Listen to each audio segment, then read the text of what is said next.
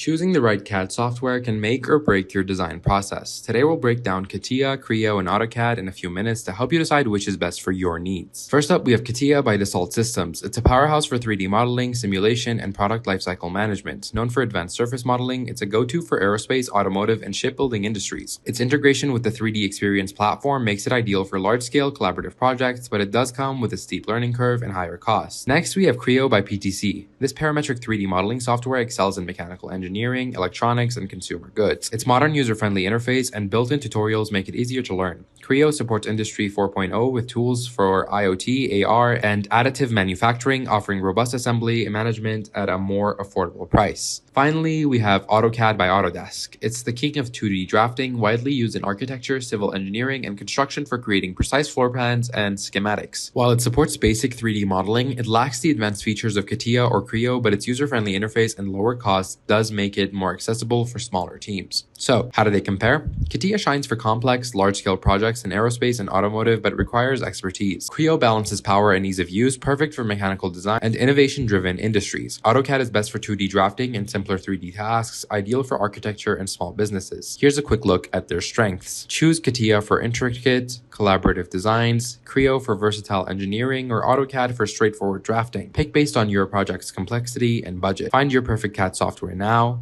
and that's it. Select the tool that fits your goals and start designing today.